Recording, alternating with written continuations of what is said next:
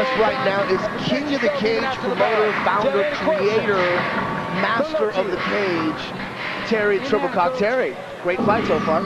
Hey, thanks a lot, Eddie. We're really excited about tonight. We've got a lot of great fights. Farmington, New Mexico, representing Team Four Corners. His background is in boxing and jiu-jitsu. He has a record of 7-3 in NHB competition. He is 6 feet tall and weighs 185 pounds. Ladies and gentlemen, presenting Joey villasenor. Wow, Farmington, New Mexico is proud of their fighting son, Joey villasenor. Listen to the cheers to the crowd here in New Mexico. I'll tell you what, I saw some fireworks in his last fight in King of the Cage with Florida Stead. I expect to see the same from this guy against Tony Galindo. Now Joey comes into the cage with a 7-3 record, so I would say he's relatively seasoned and ready for the challenge of Tony Galindo. Terry, you discovered Joey villasenor less than a year ago. What did you see in Joey that made you want to bring him into King of the Cage? I personally saw a phenomenal athlete that was just an excellent striker. Trained a little bit more in wrestling in the last year. Had a couple tough losses when he first started off in the sport.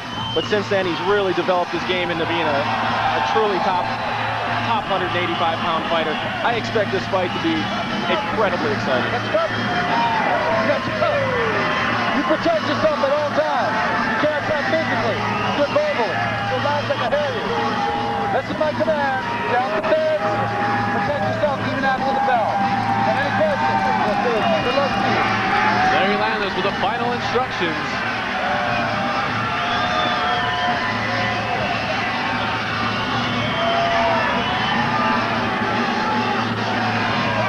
You heard the instructions. You give me a good big fight. Obey my command at all times. Okay? Any questions? Any questions? Shake hands. Good luck. Here we go, tail of the tape. Tony Galindo, 5'6", 185, 3-1-1. Joey villasenor in those Muay Thai shorts comes in at 6 feet, has a reach advantage, same weight, and he's 7-3-0. You ready? Are you ready? Drop the road. Here comes the fireworks. Tony Galindo and Joey villasenor. Tony Galindo, cornered by Vernon Tiger White and Dean Lister, the current middleweight champion, King of the Cage. Great double leg takedown by Joey villasenor, just as you said, Terry. He's been working on his wrestling. Joey villasenor is serious as a heart attack with that slam. I'd expect Joey to do a lot of striking in this fight. He's been working on his wrestling, trying to keep from ending up in a bad position. But I expect fireworks. These guys are going to do a lot of transition fighting in this fight. I don't think either one of them is looking to submit, although if the submission's there, they're both capable of pulling it off. Will Joey villasenor attempt to pass the guard? Will he be content to stay there and pound on the skull of Tony Galindo? Tony Galindo needs to put Joey back into full guard, try to get back up on his feet. He's in a bad spot. That's right. Joey villasenor in the half guard, or half mount as you could call it sometimes. Looks very comfortable there. Tony Galindo squirming all the way around, but villasenor striking the entire time from the top. These two wasting no time going at each other. These guys cannot wait to knock someone's head off. Look at these two swinging at each other, looking to put on a show for the fans here at King of the Cage Invasion in New Mexico. Yeah, we're really excited about this card. Sellout house. They put extra seats in just so we can accommodate the people, and we probably still turned away 1,000 people tonight. Joey villasenor still in the half guard of Tony Galindo. Content dropping down elbows, shoving his forearm right in the throat of Tony Galindo. Oh, he's looking to pass the guard. Joey villasenor tried to pass the guard for 1 second. Almost got his leg out there. However, Tony Galindo still had that right leg of Joey villasenor locked up. Joey villasenor working on his jiu-jitsu at Gaido Jitsu and with KOTC veteran Floyd Sword. It's obvious here. Tony Galindo has been putting a lot of time into Dean Lister at 185 pounds. I don't believe there's a better wrestler in the world at that weight class. Dean Lister definitely at the top of his weight class. What he likes to say is the top of the food chain.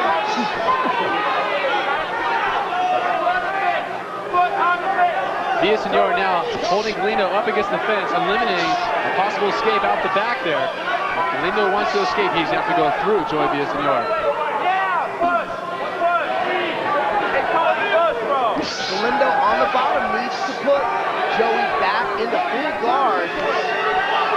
Less damage can be done. Joey Villasenor attempted to pass the guard there for a second. I saw his left foot creep in, slamming Tony Galindo. Now those slams aren't going to cause too much damage, but what they might do is loosen him up just a little bit to pass that guard. It's looking like he's trying to play roughhouse with the bully in there. Tony Galindo is put the bully on a lot of people. Joey Villasenor tried to slide his right knee through the half guard of Tony Galindo. He's definitely thinking about passing the guard and improving his position. He's thinking about mounting Tony Galindo. Definitely. He's just waiting for the right time. Tony Galindo's still fresh. Still defending well. Work for the Kimura. Joey Villasenor has been in this position with Tony Galindo for quite a while here in the first round, but there's a lot of action, so Larry Landis will continue to let this go on. Villasenor continuing to drive his left elbow into the throat of Tony Galindo. Hips away. Trying to wear him down. All right, now go for it. Exactly what Tony Galindo needed to do.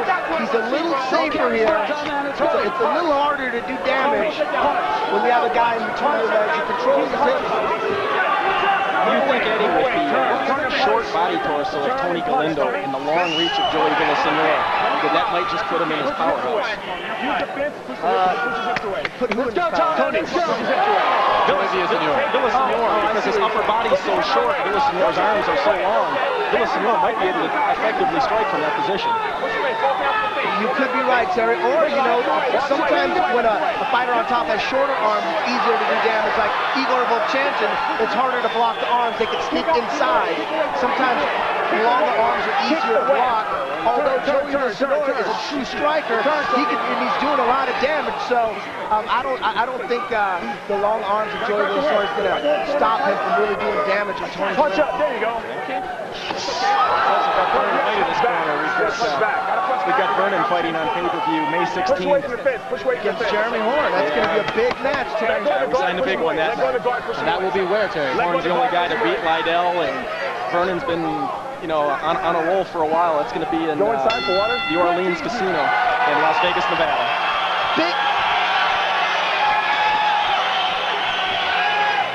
Big first round for Joey Villasenor, totally controlling and dominating Tony Galindo.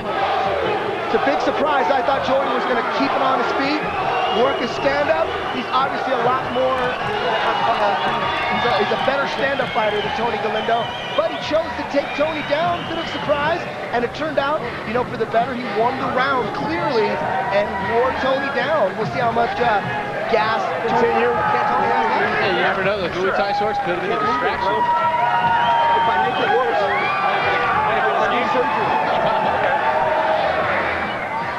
I'm sure Tony Galindo didn't expect Joey to take him down.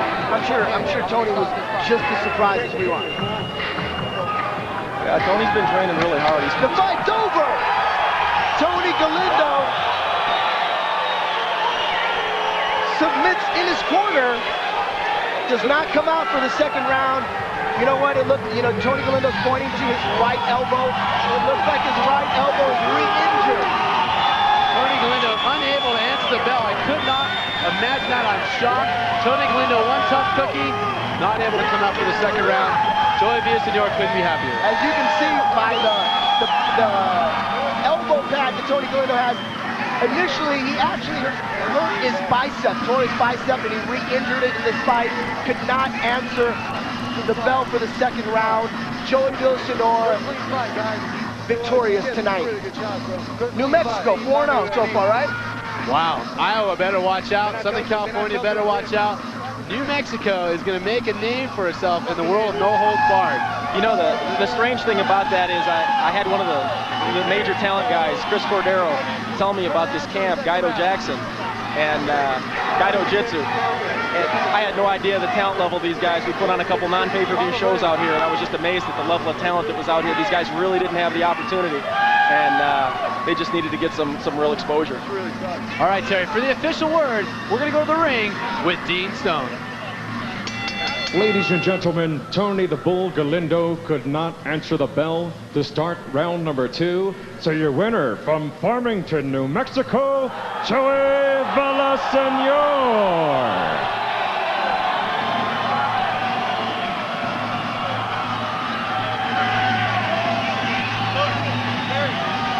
All right, here we go, the replay. Look at the takedown. Oh, I'm sorry, that's Joey Villasenor picking up Tony Galindo, acknowledging how good of a champion that Tony Galindo is in the sport of mixed martial arts. Some great sportsmanship here in this sport. These guys don't hate each other. This is their job.